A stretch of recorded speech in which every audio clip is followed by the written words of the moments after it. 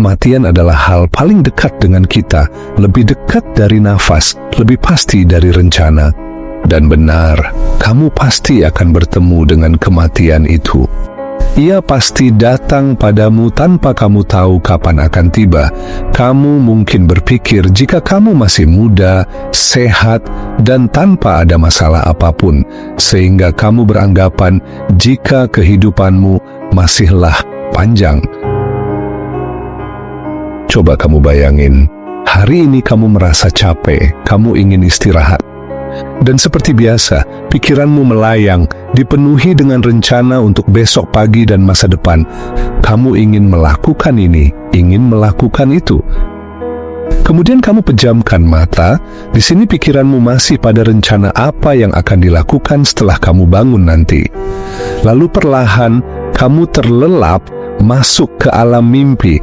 Tapi bedanya, kali ini kamu gak bangun lagi. Kamu tidur dan gak pernah buka mata lagi untuk selamanya. Gak sempat pamit, gak sempat minta maaf, gak sempat bilang, aku sayang kamu ke orang-orang yang kamu cintai. Rencana yang sudah tersusun rapi, masa depan yang menjadi mimpi, dan bahkan rahasia yang kamu simpan rapi, yang niatnya akan kamu ungkap nanti, semuanya tak akan pernah bisa kamu penuhi. Dan paginya, ibumu, keluargamu, datang untuk membangunkanmu. Tapi apa? Kamu gak mau bangun. Mereka menggoyangkan tubuhmu, tapi kamu diam. Dan mereka pun panik. Mereka takut, tetapi kamu tetap diam membisu. Kamu sudah pergi, tanpa suara, tanpa aba-aba, tanpa pilihan. Dan semua yang kamu miliki di dunia ini, yang kamu kejar, yang kamu perjuangkan siang malam, tiba-tiba semua yang kamu miliki tidak berarti lagi dan hanya ada penyesalan yang tak berujung. Lihatlah tubuhmu yang semalam masih hangat, yang kemarin bisa tertawa, kini terbujur kaku, dingin, sunyi, sepi, tanpa suara. Tanpa napas, tak ada lagi gerakan, seolah waktu benar-benar berhenti di tubuh yang dulu hidup dan dicintai. Kamu gak bisa bicara lagi, gak bisa senyum, gak bisa bilang, aku sayang kamu, tidak bisa lagi memeluk orang yang kamu cintai setengah mati, dan semua yang kamu sayangi sekarang harus ikhlas, melepaskanmu, pergi. Dulu kamu dipanggil dengan hormat, ayah, ibu, sayang, bos, bu guru, pak ustadz.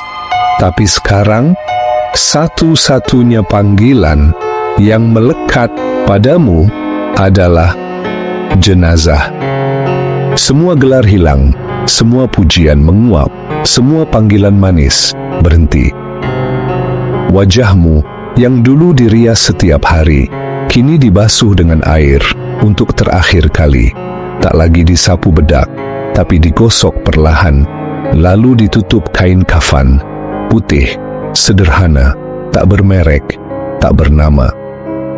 Tubuh yang dulu dibanggakan itu terbaring diam, gak ada parfum, gak ada baju mahal, gak ada sorotan kagum, hanya selembar kain putih yang membungkus seluruh tubuhmu, dan tidak ada satu pun yang iri melihatmu sekarang.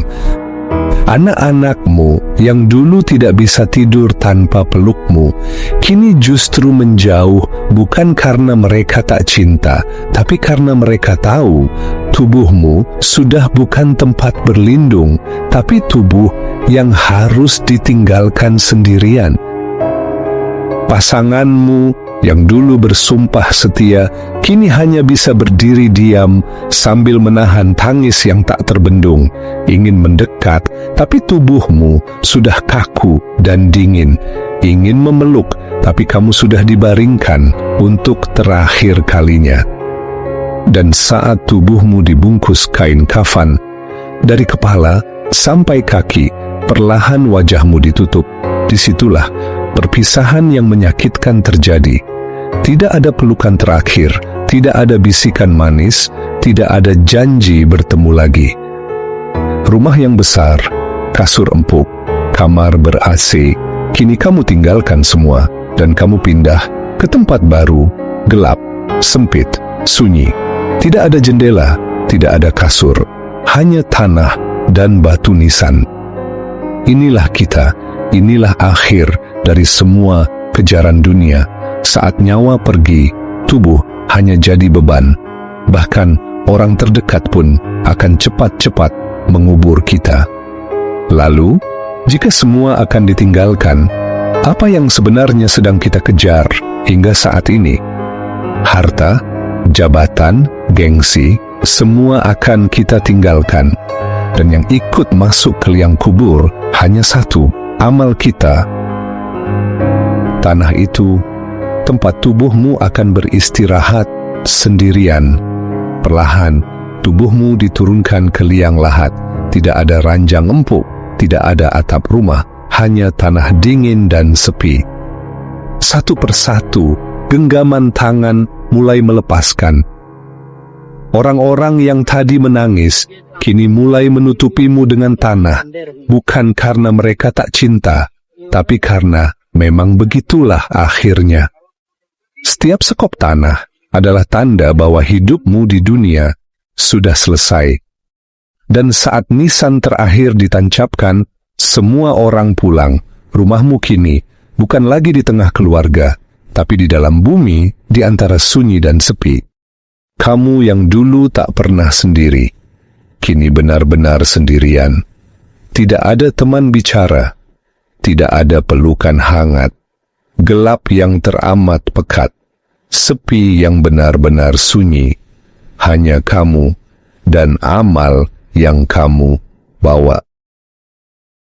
Coba dengar baik-baik, semua sudah selesai, tubuhmu sudah dikafani, tangis sudah mulai reda, tanah sudah menutup rapi. Sekarang, kamu tak lagi dilihat, tak lagi disapa, tak lagi dihormati. Tak ada lagi yang datang, kecuali waktu. Kamu terbaring diam, di ruang tanpa jendela, tanpa suara, tanpa pelukan dari siapapun. Yang dulu kamu sebut rumah, kini hanya tumpukan batu nisan. Yang dulu kamu anggap rumah tangga, kini hanya tinggal kenangan yang tinggal di atas bumi. Anak-anakmu yang dulu selalu kamu peluk sebelum tidur, kini mereka hanya berdiri menatap batu nisanmu yang dingin lalu pulang. Suamimu, istrimu yang dulu bersumpah sehidup semati, sekarang cuma bisa bilang, maafkan aku harus pulang. Bukan karena mereka tidak cinta, tapi karena kamu sudah tak bisa dicinta dengan cara yang dulu. Yang dulu kamu cari mati-matian, harta, jabatan, pujian, semuanya kini diam. Tak satu pun ikut masuk ke liang kubur. Tak satu pun mau menemani gelapmu. Yang ada cuma amal atau penyesalan. Kamu menangis dalam hati, tapi tak ada yang dengar. Kamu ingin kembali, tapi tak ada jalan pulang. Aku belum siap. Itu kalimat yang paling sering terucap saat waktu sudah habis. Tapi kini, tak ada kata nanti, tak ada tombol ulang, tak ada kesempatan kedua. Kamu hanya bisa menunggu di gelap ini sampai hari di mana semua manusia dibangkitkan. Sampai saat itu, kamu hanya bisa berharap bahwa ada satu anakmu yang berdoa, satu orang yang pernah kau bantu, satu amal yang tak kau sadari menjadi cahaya di rumah gelapmu sekarang. Karena kalau tidak, maka kubur ini bukan tempat istirahat, tapi awal dari kesakitan yang belum pernah kamu rasakan sebelumnya. Sekarang tanyakan pada diri sendiri, setelah jasadmu dikubur, rumahmu ditinggal, semua yang kau banggakan dulu lenyap. Apa yang tersisa? Apa yang kamu bawa? Pakaian? Tidak. Gelar? Tidak. Jabatan? Apalagi? Semuanya tinggal di dunia. semua yang kamu mati-matian kejar, ternyata bukan milikmu selamanya. Kini kamu hanya ditemani satu hal.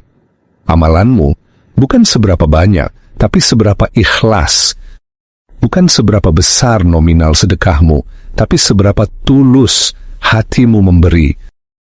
Bukan seberapa indah ibadahmu dilihat orang, tapi seberapa jujur kau berdiri di hadapan Tuhan.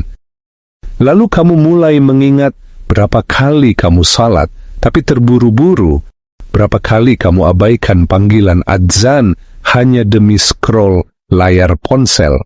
Berapa kali kamu menolak bersedekah hanya karena takut kurang.